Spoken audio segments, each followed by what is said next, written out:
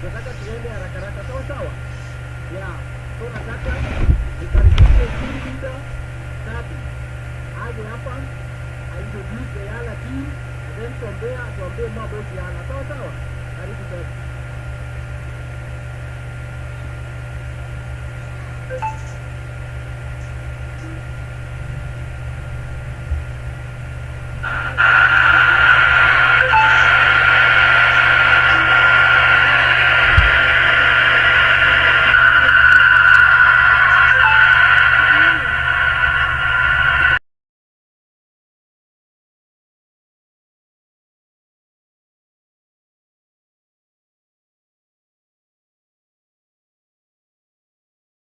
What YALA is all about, but I'd like to bring all of us on the same page. So Young African Leaders Organization was founded in the year 2020 by one vibrant national youth leader, Ms. Rachel Tabitha, with an aim of educating young people on the significance of actively participating in leadership roles and aspiring to become leaders in various sectors of society.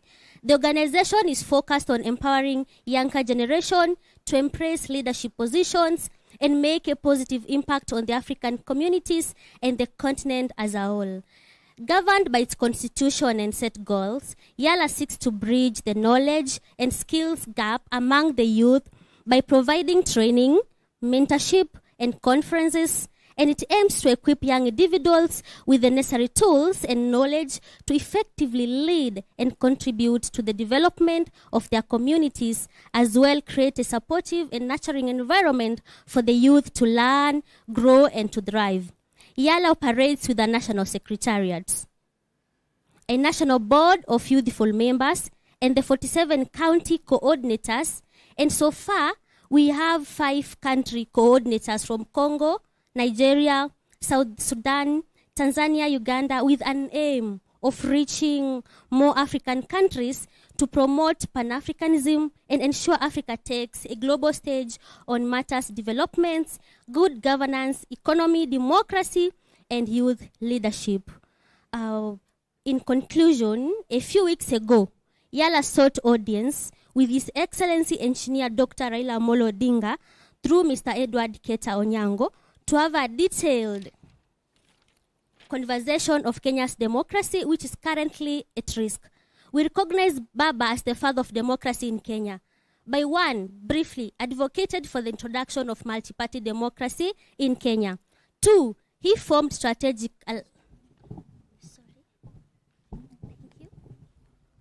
Thank you. So, why we recognize Baba as the father of democracy? Number 1, he advocated for the introduction of multi-party democracy in Kenya. Number 2, he formed strategic alliances and political coalitions to challenge the ruling regime then. Number 3, he mobilized support for the opposition in the year 2002 general elections, leading to the end of KANU's long-standing rule. Number 4, continuously pushed for electoral reforms to enhance transparency and accountability in the electoral process. Number 5, actively participated in the drafting and promoting of the 2020 Constitution of Kenya, which introduced significant democratic reforms. 6, promoted the expansion of political rights, such as freedom of speech that we all enjoy today, assembly, as we are here today. Thank you. And association. 7, actively defended civil liberties, including media freedom and the protection of human rights. 8, engaged in peaceful protest and demonstrations to push for democratic reforms. It's okay. 9, and second last, played a vital role in negotiating and mediating political conflicts, aiming to ensure democratic processes and solutions. Number 10, and the last, but that is not the last actually, you could get a lot of it. But number 10 for today, contributed to the strengthening of democratic institutions and the rule of law through its advocacy and engagement in the political arena. These reasons plus many others illustrate how Right Honorable Raila Odinga has played a pivotal role in shaping Kenya's democracy landscape and establishing himself as a prominent figure in the fight of democracy in this country. Now, while upstanding all of us, allow me to welcome His Excellency, Engineer, Enigma of Politics, Baba himself, Baba Raila Odinga.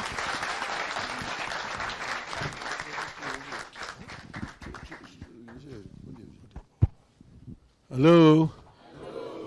Vijana hoi. Vijana hoi. Welcome. You may be seated. Now,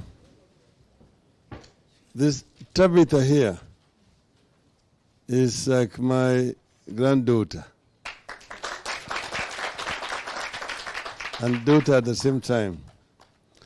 Some people did not know him, only knew him in uniforms, because he was one of our combat soldiers during the demonstrations. So this is MDD. And she actually excelled herself. She is somebody who is very determined, dedicated, and very, very courageous indeed. That's why when she told me that the youth wanted to have an audience with me, how could I say no? I cannot say no to Tabitha. But you know, in an earlier incarnation, we were called the Young Turks. We were the youth, like you people. When we started, we were the youth at that time. So we were called the Young Turks. And we were 5 of us. Paul Mite, James Orengo, Professor Nyang Nyong'o, and Joager, and yours truly. Today you're now old Turks. Today you're old Turks. So life is like a stream. The river is flowing from the mountain and the water flows and gets to the ocean. Others are coming. So you see, you guys are somewhere in that process of that journey. We are somewhere here nearing the ocean. But it continues. I say that the old were also young. Because I say youth is a transient status. Okay? The difference between the old and the young is just very simple. That the old have at one time been young also. They've been youth before. So they know what it means to be a youth and also know what it means to be old. But the young do not know what it means to be old because they have never been old. They have never been old. So the difference between the old and the young is what is called experience. Experience. You see somebody doing something, you see he's making a mistake, but let him learn from his mistake. Because they say, I wish I could advise him not to do what he's trying to do right now. But that is how the way of nature. Now, I have listened very carefully to what Tabitha said about the youth YALA. And we are here today, once again, at a crossroads as a country. They say the more things change, the more they remain. Yes. See, the Kenya as a country was founded in 1963 after a very long heroic struggle of the people of Kenya. I happened to have been present as a youth witnessing the struggle. And I saw how the older ones, who are older than us, we are young people, babies actually, how they were struggling, how the youth were being arrested, as the youth were being imprisoned. It was a very fierce battle. And it was across the whole country. Those youth who fought at that time now, most of them are either dead or are now very old. So Kenya then attained independence, and everybody was so happy. I happened myself to be out of the country at that time studying, but remember us standing there, there's a time differential of 2 hours between Kenya and where we were. But it was exactly at midnight when the Kenyans assembled at what is called Uhuru Gardens. And then the Union Jack was lowered and the Kenyan flag was hoisted. Kenya became independent in 1963, December. So Kenyan people were very, very optimistic. So the most optimistic people in the world. You have now conquered. You have a new flag. You have now a new nation. And we then had a fairly democratic constitution that separated powers. So you had the legislature, you had the executive, you had the judiciary. So you had a prime minister. At that time, Kenya was independent but not a republic. The head of state was the Queen of England and government. Then we had also a devolved system of government called Majimbo. Kenya was divided into 7 Majimbos, with Nairobi being designated as an extraterritorial county. These Majimbos were headed by presidents. Then now, what happened was when they were now writing the Republican Constitution, when Kenya was becoming a republic 1 year later, that is where things started going wrong. They now created a president out of a prime minister who was now both head of state and head of government. So the president is one time a head of state living in State House. At the same time, he's also the head of government. And then the Prime Minister was graduated from being a Prime Minister to becoming an executive president without going for any elections. That was in 1964. Thereafter, then they started the process of constitutional amendments. If you look at those constitutional amendments, they're altogether nearly 33 different amendments. And all of them had basically the intention of removing power from the periphery to the center. So you ended up creating a very powerful center, a president, in the name of president. And the president was above the law, could not be prosecuted. And so the presidency emasculated all other institutions of governance that time.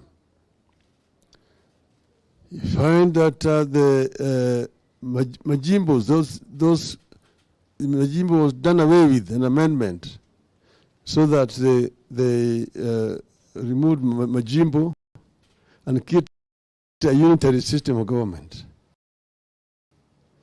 Then they also to remove the Senate. It was a bicameral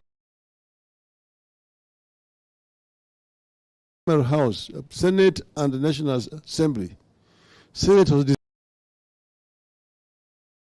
dissolved, and created just only a National Assembly, which is called the Parliament. Then they used to have regional assemblies. Regional assemblies were also dissolved, and up also called local government authorities. And they created a very powerful ministry called Minister for Local Government, who was an executive minister, but sitting here in Nairobi. So those assemblies basically were powerless. And then, on the other hand, they came up with anybody without any trial. If you are seen as a political dissident, you'd be arrested and you'd be sent to detention. And you'll be held in detention at the pleasure of the president. Some people spent 2 years, 3 years, 5 years. Others spent up to 10 years in detention. They just arrest you. They take you to a police station. From there, you are taken to some room somewhere.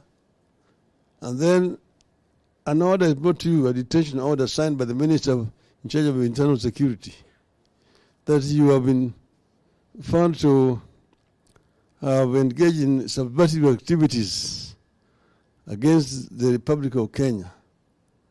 Therefore, your detention has become necessary. So you are picked up and taken. They will take you to different places. I spent years in community prison, Shimulatewa, Naivasha, Manyani, and so on. Yeah. So this is what was happening. And that went on for a long time until then they again came up. The Kenya was a multi-party system at independence. In 1969, they banned the only opposition party.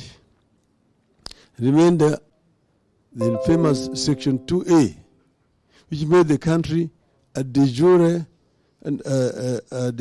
single-party dictatorship. That's where now the Mama and Baba started. So Mama and Baba means KANU was the only political party. You could not join any other party, and if you want to be allowed to run for any position, you have to get clearance from the KANU officials. If you're not cleared, you are not allowed to run. So that is where Mama na Baba came from. Mtukufu Rais. So people now started praising the president. You go to a rally, you hear, Mtukufu Rais, Mtukufu Rais, juu zaidi. That was the order of the day. So we need a strong national party, KANU. So we said that no, we want, Kenya is ready for multipartyism. And if you are doubting it, we want to go to Kamkunji and ask the people of Kenya if they are ready for multipartyism. Kenneth Matiba and Charles Rubia made the statement, and I joined them. And we decided that we are going to have a rally at Kamkunji on the 7th of July, 1990. 1390, 7th of July, that's what became known as Saba Saba, 1990. So we were mobilizing. Matiba was mobilizing matatus to get people to come to Kamkunji. I was mobilizing through the Gor Mahia group and Blue Union to get people to come to Kamkunji. On the 2nd of July, Matiba and Rubia were arrested. On the 4th of July, yours truly was arrested. And they were taken to detention. But wananchi turned up at Kamkunji and fought the police. And many people were shot and killed at that time. over 50 people were shot and killed that time. You are fortunate to have also witnessed a similar killing recently. But you need to know that it happened in 1990, in July. But the Kenyan spirit did not die. Matiba went there, got a stroke, came out limping, was flown to London, but his life was completely undermined. Charles Obeah came out there, he nearly lost his throat. He had gone surgery in detention. I am the one who came out strong.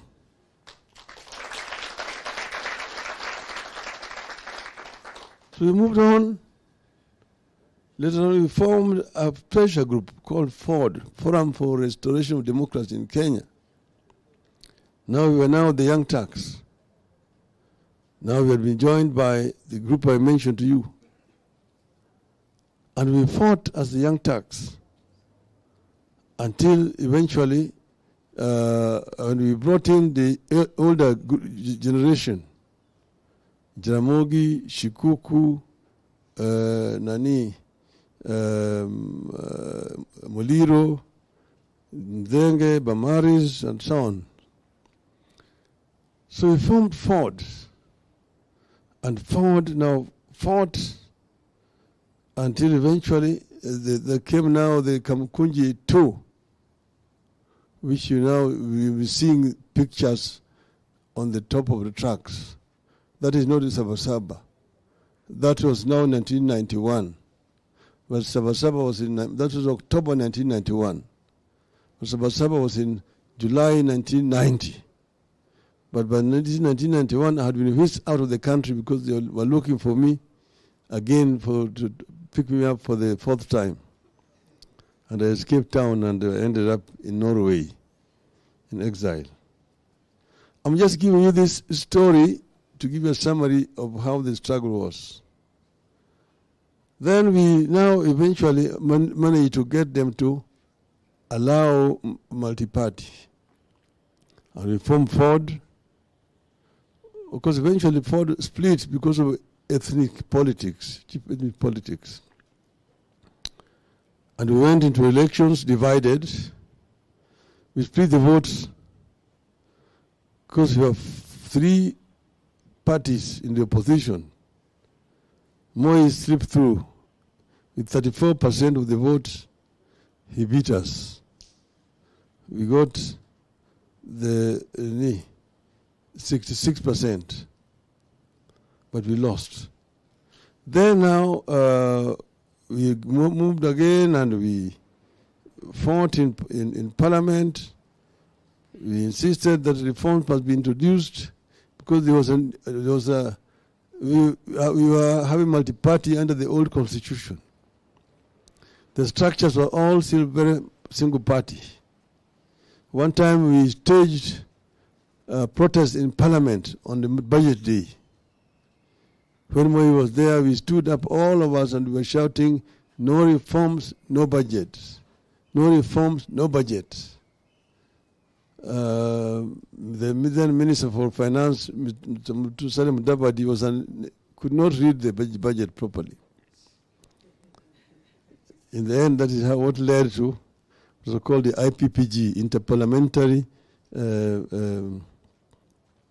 interparliamentary group that came up with minimum amendments to the Constitution. But then eventually it took a longer time until eventually we now came up with a new Constitution. This new Constitution, of course, I moved the motion in Parliament to set up a select committee to spearhead the process of constitution review, which was passed, and I became the chairman of that committee, and we started the process of constitution review, ending up with a new constitution. I'm the one who appointed Yashpal Gai as the chairman of the Constitution Review Commission, and appointed all those commissioners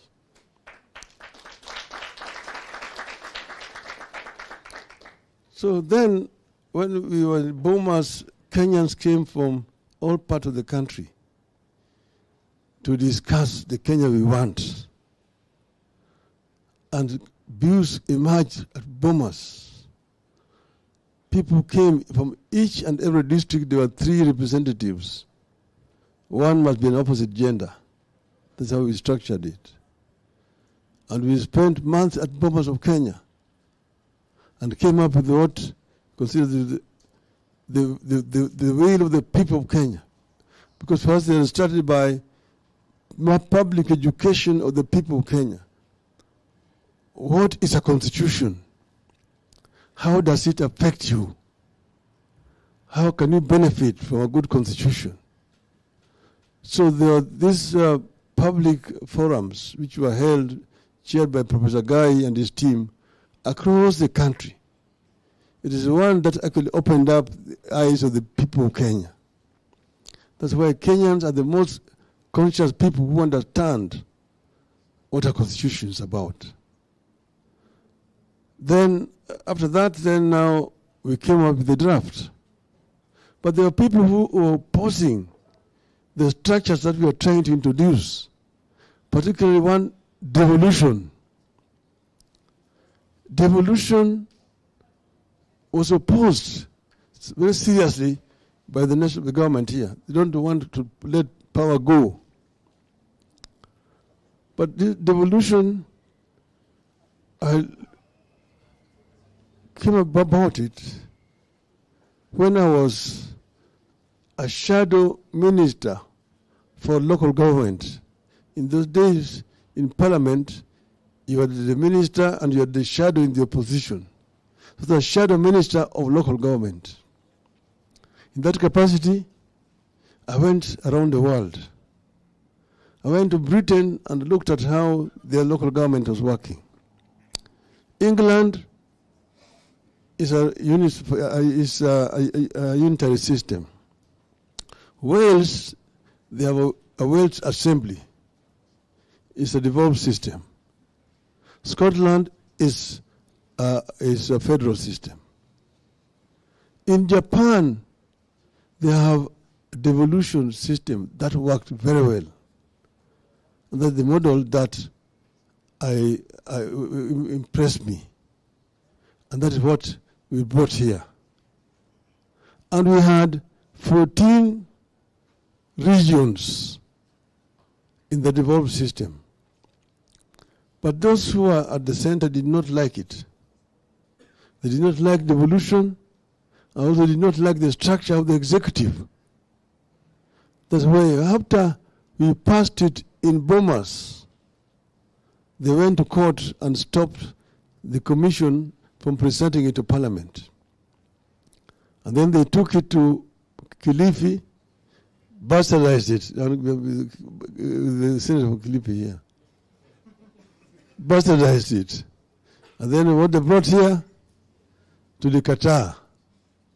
Tunambia yule msichana mrembo tulitoka naye kule Bomas mlipeleka wapi? Yeye mmeleta yule ambaye msanajisi mkambukiza ukimwi. Mnaleta hapa hatutaki. Sasa so you post it. That's where bananas and the oranges emerged. And in the end, when we went to the referendum, we defeated that draft constitution. Yeah. So we did not have the constitution. We went for elections, divided, and you guys now are old enough to have been there in 2007, 2008. You saw what happened in this country. You saw what happened, what they did. And of course they were determined not to have us take power. And the chairman of the Electoral Commission was moved at a gunpoint to go and swear my opponent, whom I defeated hands down. Now we went on, and eventually in that arrangement we insisted that we must have a new constitution. We ended up with this kind of new constitution. most important feature here is devolution. But because they did not want devolution, they decided to make them so tiny, small, so that they can be controlled from the center. From 14 that we had at the regional bombers, they ended up with now 47 counties. You see? South Africa has only 9 provinces, a devolved system. Nigeria has got 35 states. But Nigeria's population is over 200 million people, and they're double the size of Kenya. But their units are much bigger. Here they wanted them to be very small. Now they even want to make them smaller. You heard what they were saying then in Boomers. So now, let me get to the point. The democracy can only be strong if institutions are strong. We have 3 arms of this government in our current constitution: the executive, the judiciary, and the legislature. All these, they are interdependent, but each one of them has got a specific role to play. The legislature is mandated by the Constitution to make laws. Then, and also to oversight the executive. The executive uses the laws which have come from the legislature to govern the country. And then there's judiciary that ensures that in the implementation, the executive does not overreach itself. Secondly, you must have also a truly independent judiciary that is not subservient to the executive. Because the executive has the power. The executive is the one that has the power to raise resources. They're the ones who tax the people. And they tax the people in order to provide services. But the voice of the people comes through the legislature. Because they're the ones who are with the people on the ground. They're the ones who represent the people on the ground. And we know how the people feel. They know, the ones who know where the shoe is pinching. So, now, what are the problems we are having in Kenya today? How is democracy under siege today? What are the threats to our democracy? What is the threat to our democracy is that there's no respect or fidelity to the Constitution of 2010. Those who have been tasked to implement it are those who do not believe in it. Those who are right now there were the ones who are opposing that Constitution in the referendum of 2010. Therefore, they want basically to take this country back to where we came from. If you look at what's happening. Number one, legislature. Legislature is under serious threat. By the results of last elections of 2022, last year, when the results were announced in the National Assembly, the Azimio coalition had 172 seats. The Kenya Kwanza coalition had 165 seats. The majority coalition was one who should be the leader of majority in parliament is Mr. Opiyo Wandayi of Azimio. But they started immediately when the results were announced to start poaching. Immediately before being sworn in, they had already bought a party which was an affiliate of Azimio called UDM. Then the other one called PA. Another one called Maendeleo Chap Chap.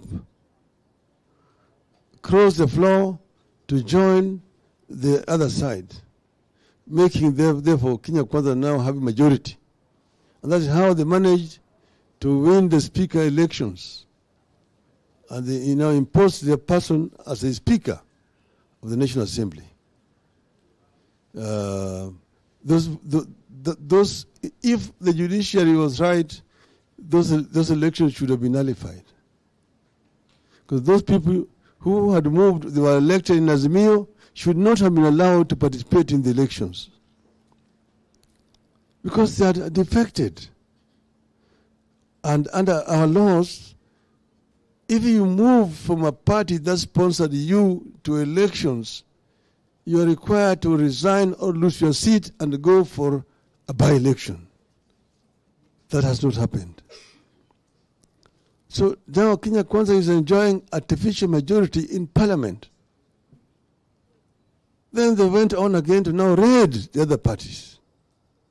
You've seen members of ODM going to State House announcing that they are going to work with this Kenya Kwanza government.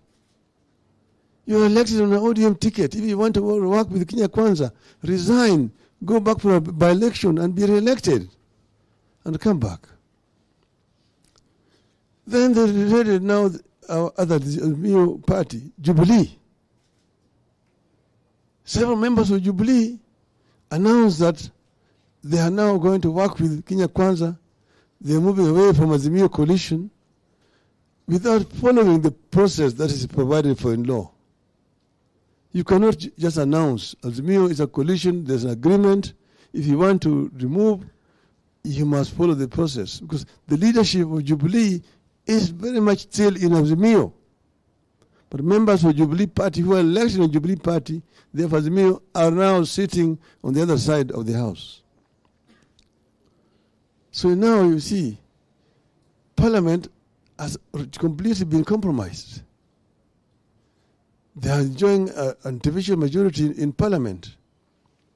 And now they can pass all the laws that they want. Bills are published, they're taken to State House, members are called there, and they're told you must pass this bill as it is. When it comes to the House, there's even no debate. The Speaker normally should move a procedural motion to reduce the time that is allowed to members. In the old days when we were in that Parliament, you could speak for the whole day on a bill. There was no time limitation. And continue again the following day. Only when the time was closing near is when either you call the mover to reply, or you reduce the time. But you cannot reduce the time below 15 minutes. Usually it used to be 20 minutes.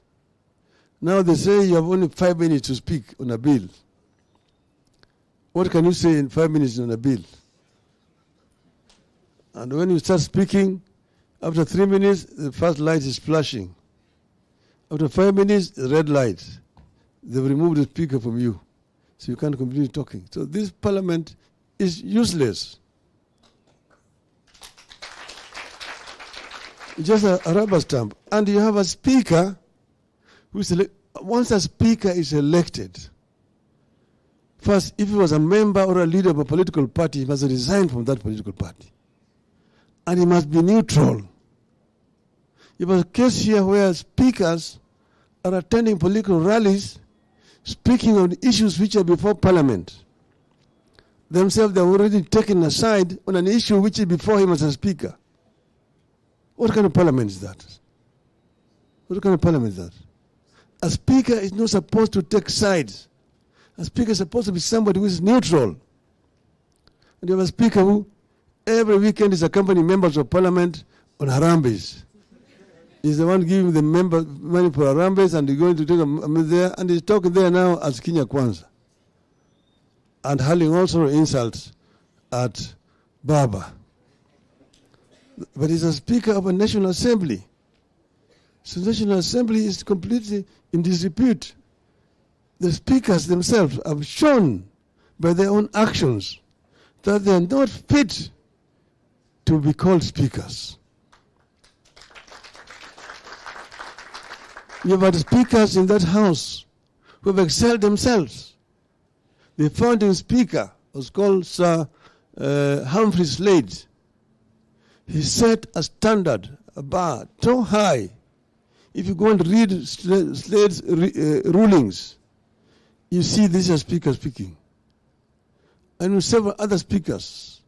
Another one was the speaker, Kenneth Marende, a true speaker. You know, then Parliament was Parliament. Today, this Parliament is Shenzi Parliament. It's nothing. So then they also corrupt members of Parliament. Because what is happening is that Parliament has budgeted money that it does not need. There's too much money in Parliament because they actually blackmail the legislature. And therefore, you've got money to bribe members of Parliament with the trips. I'm going to send you to Ireland. You can go with your wife or your girlfriend. You can go to the United States. You can go to Australia. You can go to Germany, and so on and so forth. So MPs most of the times are in the air. Some of them change clothes at the airport. Then they come, they go to Mombasa. All the committees meetings are held in tourist hotels in Mombasa. And you can go there with your darling or your girlfriend. So there's nothing happening in the legislature here. Then you see the amendment that they bring. Some big amendments which are unconstitutional, and they are pushed and passed without any debate in this parliament. So you don't have a parliament that can oversight the executive. You don't have a parliament that can, that's one. Two, and this is what is happening today, happened in the 60s. So history is repeating itself. That's why I started by telling you the more things change, the more they remain the same. Two is now the issue of the judiciary. You see, judiciary, it's also been raided. Judiciary is now making rulings which are in favor of the executive. The executive can threaten you. You saw the senator for Busia, Okiya Mutata, challenging the finance bill in court. And he was told directly by the chief executive of the chief of the executive that you're wasting your time. I am the president of this country. You can never defeat me in court. I will defeat you. And then the chief justice puts together a bench which is user-friendly and makes a ruling in favor. Okay?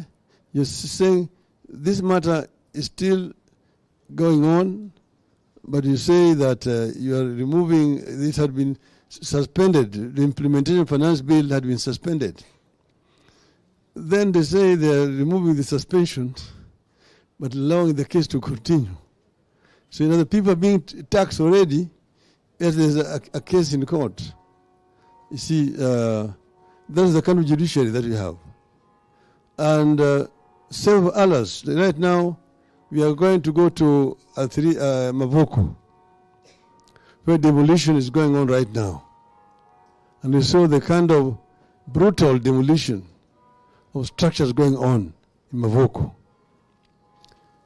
Bulldozers are moved there and tearing those structures like pieces of paper. You guys have seen that. You see, you think that this is something like from the Wild West. But it's happening right here. And the ruling was made on Friday by judiciary in Machakos. The ruling was made on Friday. On Saturday, the bulldozers were already on site, pulling down those. And these are people who have lived there for